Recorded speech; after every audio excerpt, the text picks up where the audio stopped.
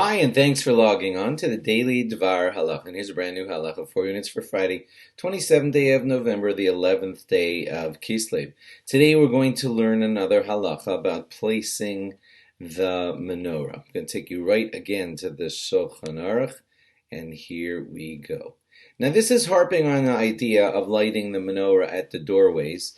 Not a lot of people in America are still doing that, but it is still a nice way to do it if you would want to. Not a lot of people do it, but here's some interesting halachas that go with it. Chatzer sheyesh lo shnei psachim mishnei ruchos. Let's say you have a courtyard that has two doorways on two different sides. So if you're going to choose to light your menorah at the doorway of the east side, so people walking on the west side won't see your menorah and they'll think, oh my gosh, the Goldsteins aren't lighting Hanukkah menorah. It's going to look bad. So the halacha is tzarach lahadlik bishtehen mipnei hachashad. So you will have to light at each end of your yard so that nobody should suspect that you're, God forbid, disrespecting the mitzvah of Hanukkah. If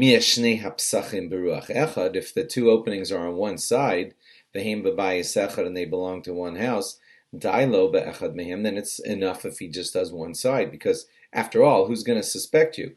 They're walking on the east side of your house, they see you lit at doorway 1 on your east side, so they'll know you lit, and there's nothing much to worry about. And if you are lighting at two doorways, you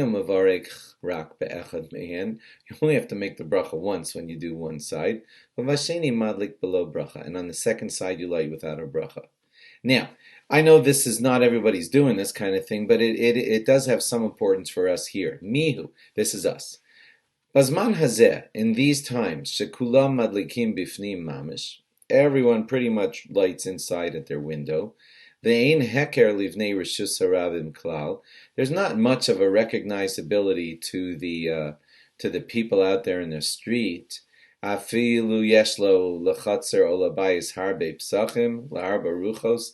if you have a lot of doorways, a lot of windows, so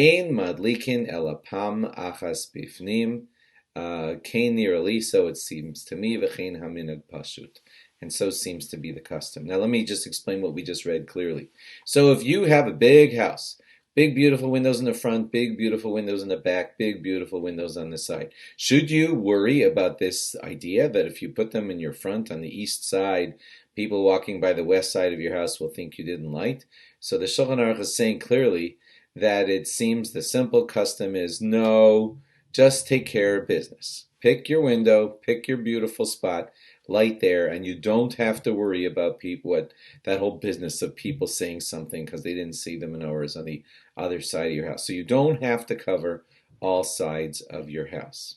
Now that said, I'm just going to add on my own that if you have a lot of people lighting in your house, piling all the menorahs on top of each other is not the perfect idea, because it sort of detracts. You can't see clearly how many lights you're lighting if they're all on top of each other. So if you want to have that dad lights in the front and an older brother lights in the back and somebody else lights at his bedroom window, that's okay.